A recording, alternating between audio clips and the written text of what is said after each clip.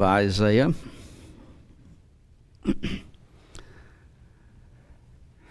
We had just started a section starting in verse 4 and going through verse 11. The rest was given to the world for a period. And in verse 4, and this is something that we have to remember during this section. Thou shalt take up a proverb against the king of Babylon. So remember, as we go through this in chapter 14, who is being spoken about? It is the king of Babylon. Now, the reason I say that will become kind of obvious when we get down to verse 12 and some of the ideas and theories that go along with that. And I'll state now, any interpretation of this that applies it to someone other than who God said it applied to, which was the king of Babylon in verse 4, cannot be a proper interpretation. It should be as simple as that. Of course, to some people, that's not good enough. But this is a proverb against the king of Babylon. And it's basically a song of, a taunt song is what it's called, of triumph. Pretty much the same thing happened after the deliverance from the Egyptian captivity in Exodus 15 with the song there. But this is uttered against the king of Babylon, celebrating the destruction of Israel's enemy, which is Babylon at this case. So how hath the oppressor? Well, Babylon was the one that was oppressing them. They had taken, as we mentioned last week, Babylon had carried them off into captivity. The first time at 606 BC, the second time at 597 BC, and the third time with the destruction of Jerusalem in 586 BC. So they were the oppressors. But now then they are ceased. In other words, that oppression and the golden city, as he describes it here, has come to an end. So that's where we ended in our discussion last week. So verse 5, the Lord hath broken the staff of the wicked and the scepter of the rulers. Notice it is God that has done this. God is the one who broke the staff and the scepter. In this case of the tyrants. They're tyrants over Israel. And their power to persecute not only Israel, but in reality others as well, had been destroyed by God. They didn't have that power any longer. So the Lord hath done this, and we see, even though we won't discuss it tonight, we see in this the providence of God working. If you remember Nebuchadnezzar's dream, Nebuchadnezzar was the head of gold, but his kingdom would be destroyed and another kingdom would take over, the Medo-Persian Empire. And just as a brief notice, from the Medo-Persian Empire, there was a learning of the respect for law. Remember the law of Medes and Persians, why the king could not rescue Daniel from the decree that he had set forth? It was because of a respect for law. It was a law of the Medes and Persians, so even the king could not change it. A respect for law. After that, of course, Alexander the Great, the Grecian Empire, where they gave us a universal language, the Greek language. And during the time of the writing of the New Testament, it was a Koine Greek that was spoken. Koine very simply means common. It was the common Greek of that time. And then, of course, the Roman Empire, all preparing the way for the Messiah. And with the Roman Empire, you have a world empire. You also have another language being set forth so that at the end of the New Testament period, basically, you have a Greek, the Koine Greek, becoming a dead language. And we can go back to that period and say this is what a word means. You also have a system of transportation and open borders in that regard. So you have all of this as a God doing this. His providence breaking the staff of the tyrants.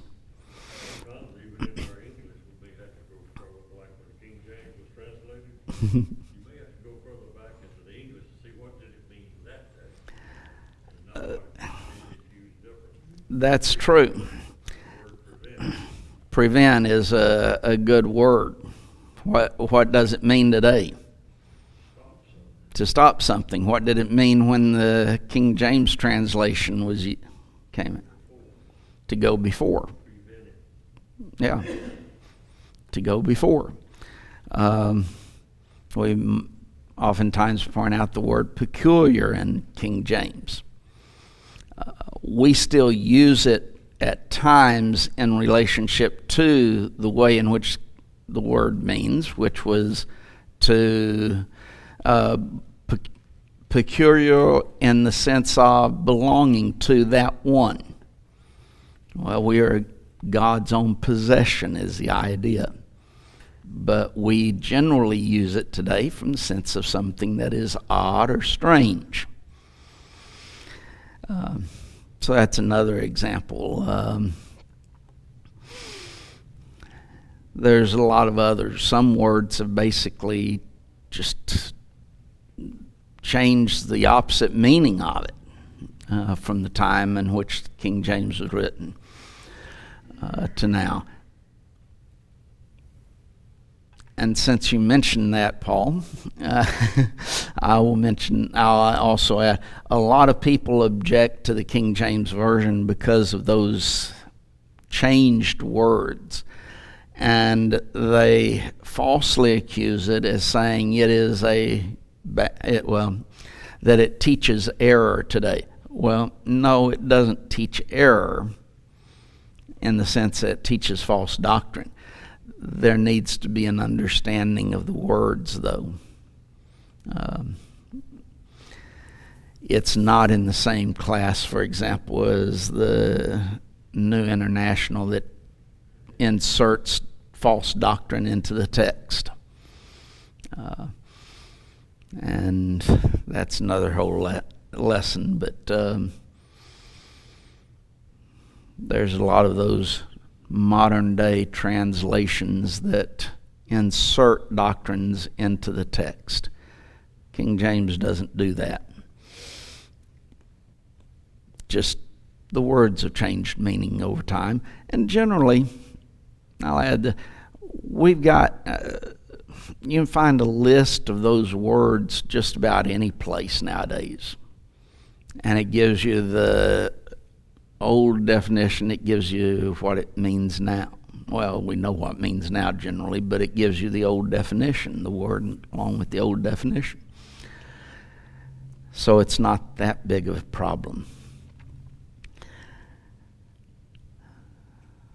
But then in verse 6,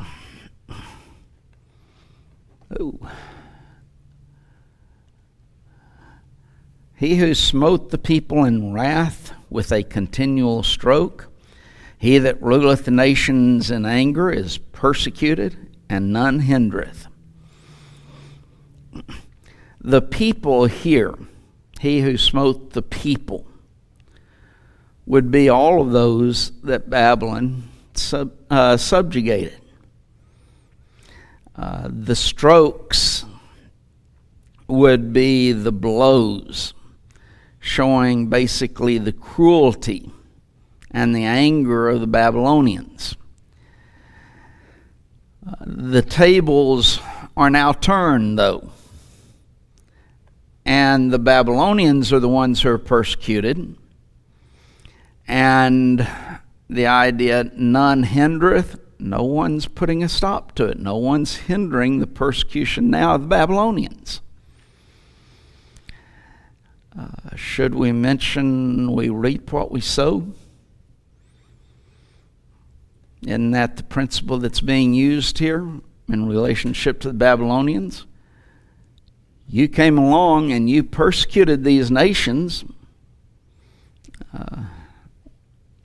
Now then, you're reaping what you sowed. They're persecuting you. It's a general principle that we see from the very beginning of time on to today.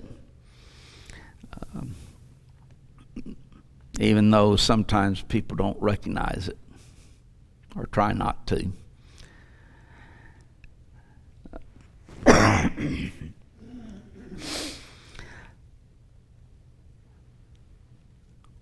Also, when we think of the Babylonians, do we think of people who are all that cruel?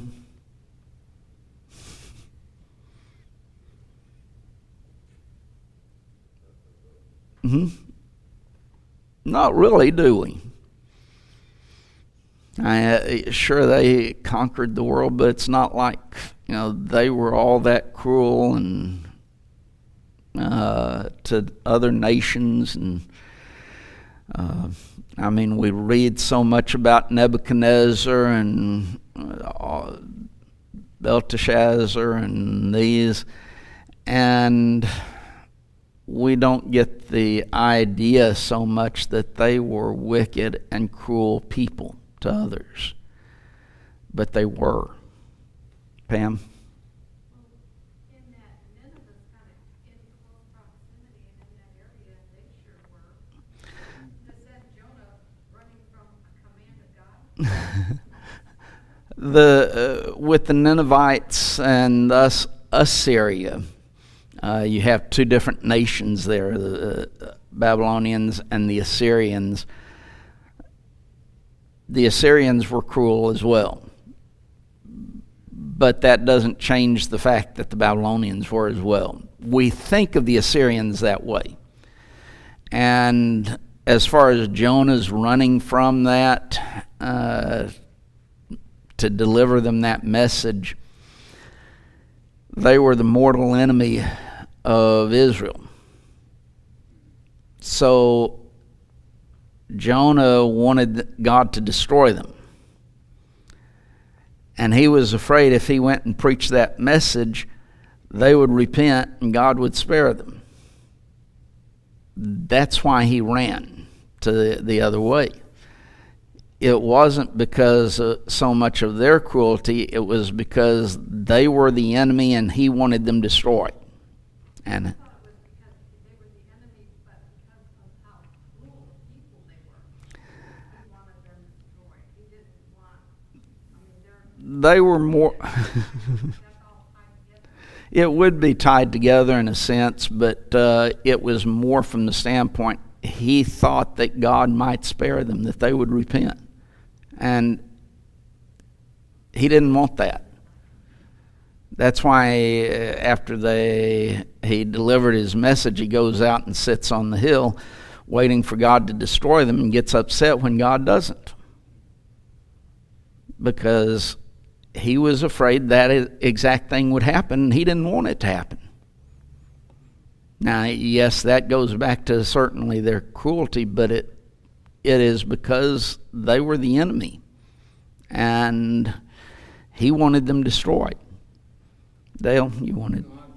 I was going to add something to it, but Okay. God has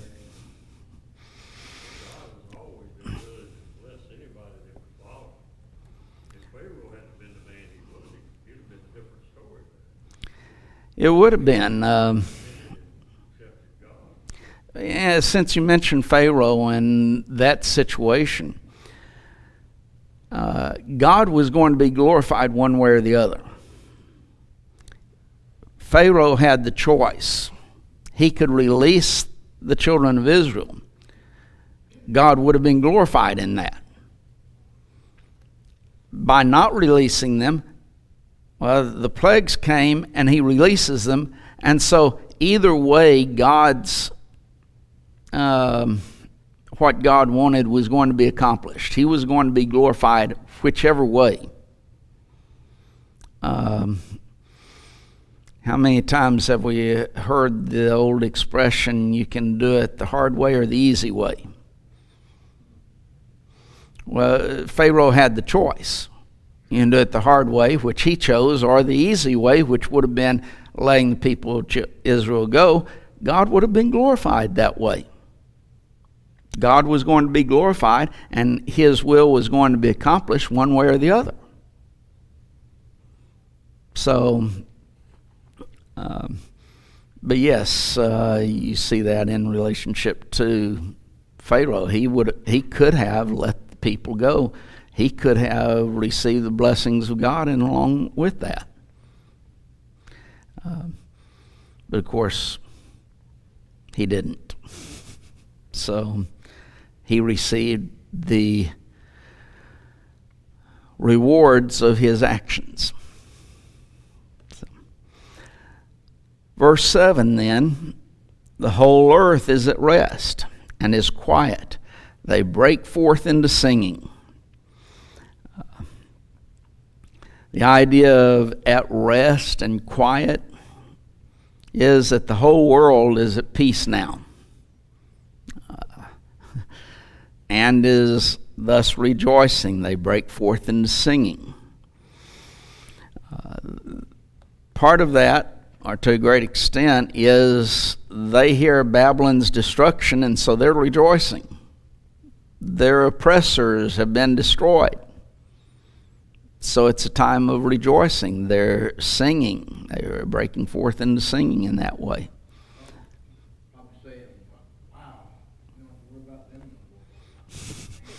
Okay, that might be the way that we would express it. Wow, we don't have to worry about them anymore. Well, that's the idea of breaking forth into singing.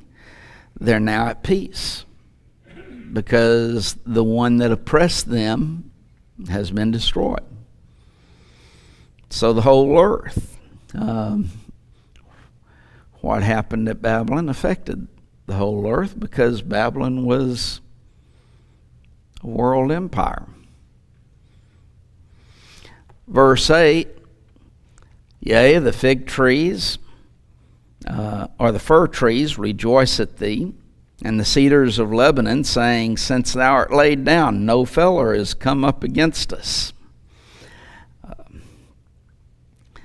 So here he uses nature, and specifically the fir trees or cypress trees and the cedars of Lebanon. And those trees were previously used for military purposes. They would take them and use them for military purposes. Now then, the woodsman, or the feller, one who would fell the trees,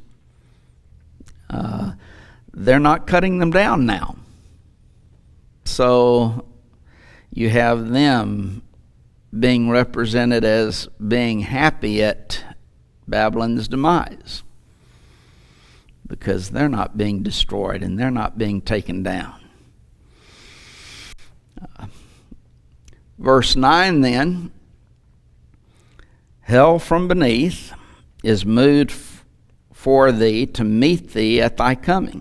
It stirreth up the dead for thee, even all the chief ones of the earth. It hath raised up from their thrones all the kings of the nations.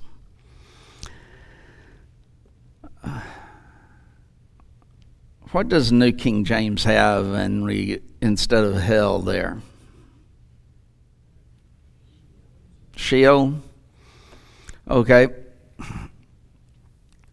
The same problem in the New Testament that we have with Hades is what we have with Sheol in the Old Testament. New King James has hell. Oh, New American Standard? Okay. They tried to translate the word, and there is no real word that expresses the idea of Sheol or Hades. Sheol is the Old Testament term, Hades the New Testament term, but they are basically the same. They're equivalent, just different languages. In studying both ideas, they express the idea that it is the realm where the spirit goes at death. Sometimes, and you see this, I think, more with the Hebrew Sheol than you do with the Greek Hades. Sheol seems a lot of times to refer simply to the grave.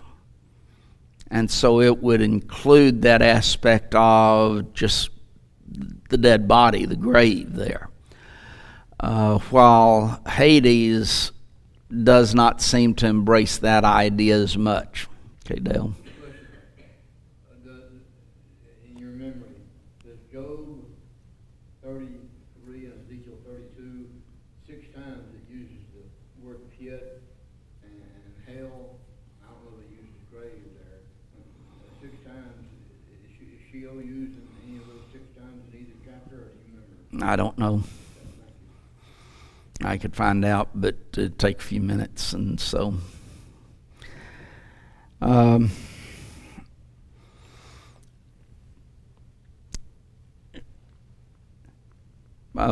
Sheol is the Hebrew term. Hades is the Greek term. So if you know what Hades, and you're familiar with that word, you know a little Greek. And that doesn't mean that little Greek that lives down the road from you.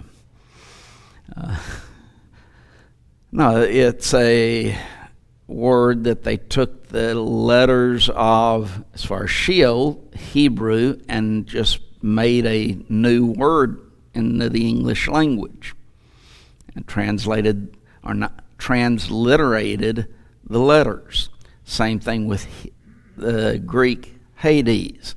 They took the Greek letters and transliterated them into the English. That is a good idea to do instead of trying to translate. I'll give you another illustration where I think it should have been done, and yet no translation has done it that I know of, and that would be in Galatians 3, when it talks about the schoolmaster. Our American Standard, I think, has tutor. Neither one is a good translation. They're both bad.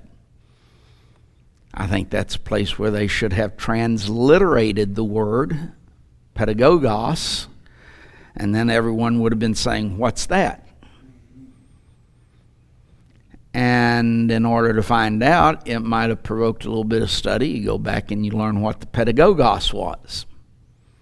It's not a schoolmaster. It's not a tutor. So that would have been a good place. They did that with the word baptism. That's a bad time to do it.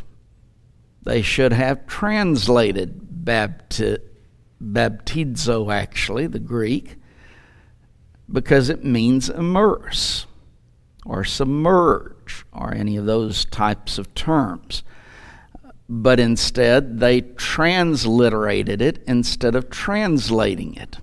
Okay, Carl. The American Standard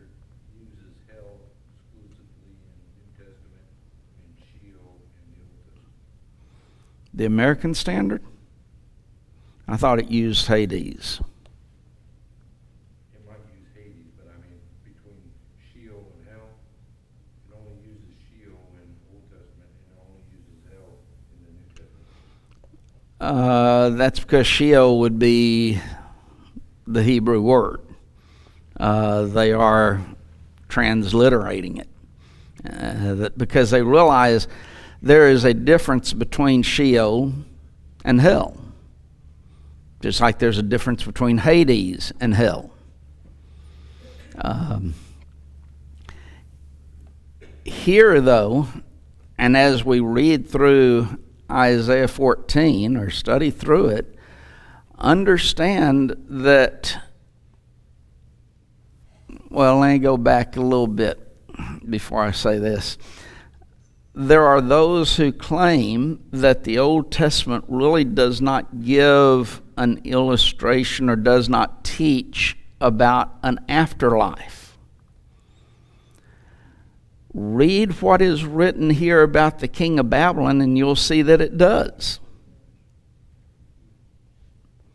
And he, in using the Hebrew Sheol here, he's showing that, well, I say the same thing with the historical account of the rich man and Lazarus. As far as what happened to the rich man, you see something similar in relationship to the king of Babylon.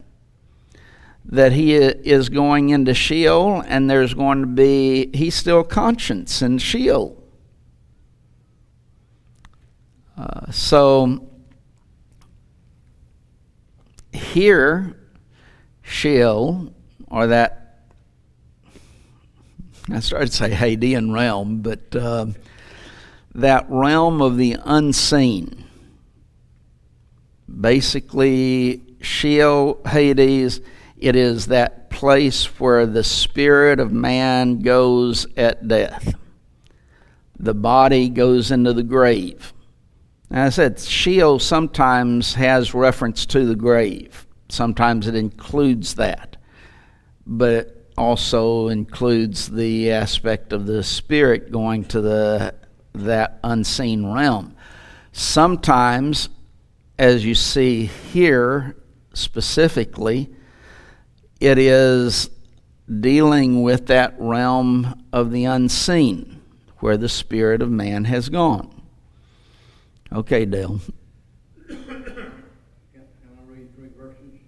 Job 20, it says, Job 20:24, he, referring to antecedent-wise to the wicked man, shall flee from the iron weapon, and the bow of steel shall strike him blue. His is grown and cometh out of the body, the glittering sword cometh out of the gall, and then verse 26, skip a little bit. All darkness shall be hid in his secret places. A fire not blown shall consume him. It shall go ill with him that is dwelt in his tabernacle. So unknown fire shall consume him. So that's teaching punishment after death there. And it's very small amount of info, but it does at a bunch of other places too, like that. Okay. To alert mind, the Bible teaches that punishment to death a bunch. You just, be as interested in it as you are about your sins and have bad habits, This teaches that, this passage. So, and that's what we're concerned with. There is communication in that Hadean world between the ones that are there. Yes, because verse 10 says, they shall speak and say unto thee. Well, it's they being those in the Hadean realm, or that unseen realm, where in Sheol, where the king is going. And they're going to say unto the king. So, yeah. So there is that aspect of communication that is seen in Sheol. That's why I say it is that unseen realm where the spirit of man goes. Now then, we understand through the totality of the teachings of the Bible that in that Hadean realm there is that aspect we call generally Tartarus, or a place of punishment, and then Abraham's bosom, or paradise, where man would be blessed. Tartarus, where man would be punished. But there is that aspect of those two separate, distinct,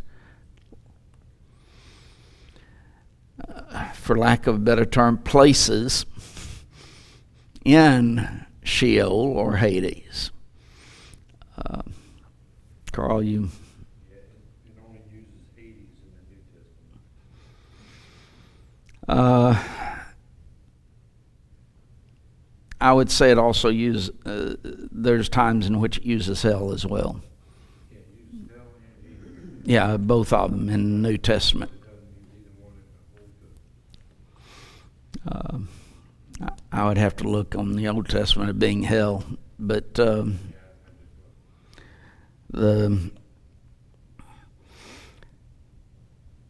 so verse 9, going back, hell is from beneath is moved forth to meet thee at thy coming. Basically, it is the opening up of Hades for the king to go into. It stirs up the dead for thee. Well, here's people who are dead, yet they're going to be communicating and they're talking to him. Even all the chief ones of the earth. So here's the inhabitants of Sheol greeting the king, including those kings that he had put to death, the chief ones of the earth. Well, they were chief ones of the earth in that they were kings over their lands, but he conquered them and put them to death. Now then, here he comes to Sheol, and they're waiting to greet him.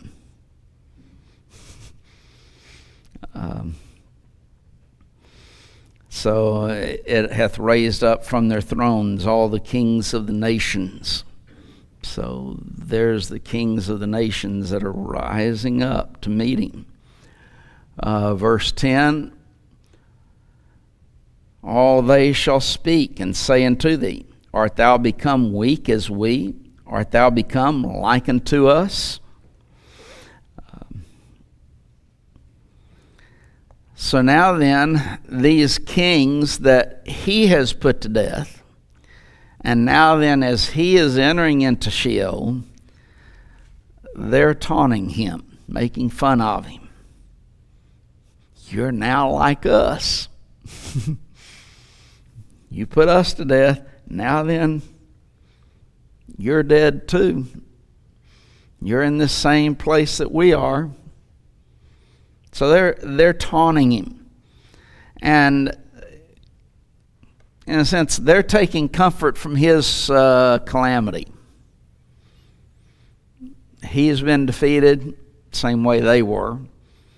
And so now then he's coming to this same location that they are, in which they're going to be. We find out elsewhere that they are being punished.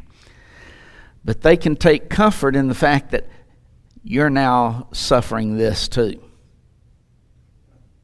Would that be part of the punishment that's in that idea world of Tartarus or wherever they're going? Part of it, it might be. The ridicule that might be there might be part of the punishment. I think one of the biggest parts of the punishment is what Abraham told the rich man, son, remember. And I imagine that rich man could think back of all of those times that he could have helped and he could have been doing what God said in relationship to the poor, and he didn't. All of those opportunities lost. Son, remember. I think that's going to be a great deal of the torture, and that's mental torture. Use that phrase, as well as the physical torment that takes place in Hades or Tartarus.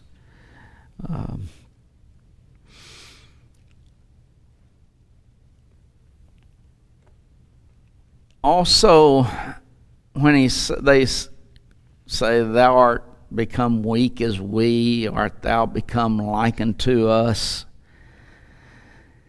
it might be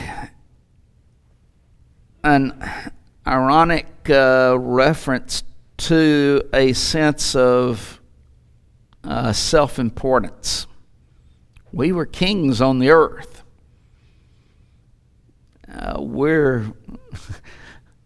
I hate to use the word kings here, but an ongoing sense of that importance on their own selves. Even though they, like the king of Babylon, at this point in time have no one over which to rule. And so you become weak like us. We were kings. You were a king. We have no one to rule over now, but we were kings. Have you ever met anyone or talked to anyone who continued to reference something in their past as that's what I was, that's what I did, and their self-importance is tied back to that event or that time, not what they are now? They might be having that type of attitude in relationship to the king, that you're just like us now. And then also, and I think we see this in the verses after verse 12, the king of Babylon thought he was different.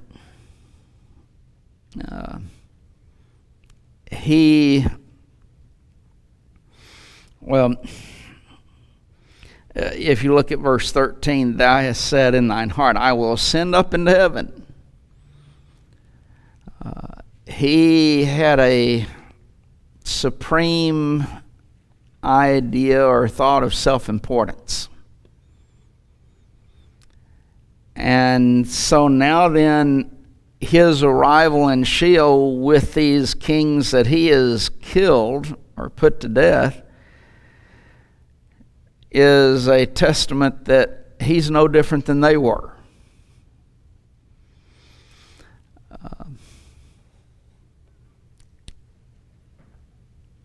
Let's just say, and I'll use the two extremes, Donald Trump, Barack Obama, or this man that's penniless today, that's not a faithful child of God. When they die, what's going to be the difference between them?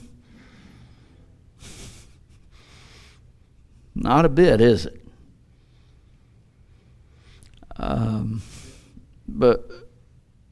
But all of the riches and all of the wealth and the fact that they were presidents and all of this will make no difference once they're dead, will it?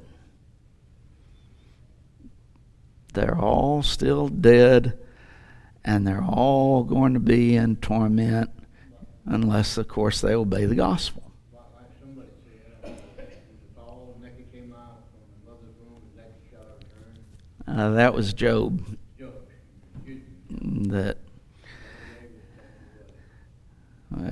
But that's a little bit different than what we're talking about here. In death, though, it doesn't matter if you were the wealthiest person on the earth or the poorest person on the earth. It doesn't matter if you were heads of nations or the worst in a nation. None of that matters. The only thing that matters is whether or not you've been faithful to God. That's the only thing that matters. All else is vanity. Fear God and keep His commandments. That's the whole of man. And that's the book of Ecclesiastes in a nutshell. All of this world, vanity. The only thing that matters, the whole of man, everything that is man, is fear God and keep His commandments. Because nothing else matters. Nothing else is of importance. And we have all of those statements, you can't take it with you, and all of those type of things that would express those same type of ideas. Verse 11, let's get that before the second bell real quick. Thy pomp is brought down to the grave, and the noise of thy viols. The worm is spread under thee, and the worms cover thee. The pomp and music that accompanied Babylon's festivities, are now brought down to corruption and Sheol. Maggots and worms are now their clothing. They might have had the richest clothing in the world while they were alive, but now then it's just maggots and worms. Not a pretty picture. That's why I say the grave many times is included in the idea of Sheol. Here the grave is included, as well as the spirit in that unseen realm. Both ideas expressed in Sheol. But turn over real quick to Daniel 5, and then verses 1 through 4. We'll see this pomp and the festivals and all of this when it says Belshazzar the king made a great feast to 1,000 of his lords and drank wine before the 1,000.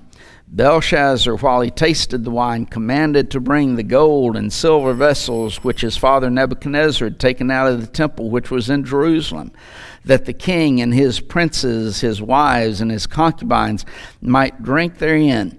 Then they brought the golden vessels that were taken out of the temple of the house of God, which was at Jerusalem. And the king and his princes and his wives and his concubines drank in them. They drank wine and praised the God of gold and of silver, of brass, of iron, of wood, and of stone. A glorious feast. Well, now then, all of that is brought down to the corruption of Sheol. Says in Psalm 49:17, for when he died, he shall carry nothing away. His glory shall not descend after him. In other words, there's not going to be a U-Haul behind that hearse. There's not a U-Haul that he's going to carry behind the hearse. All of it's gone away. So we'll start with verse 12 then, Lord willing, next week.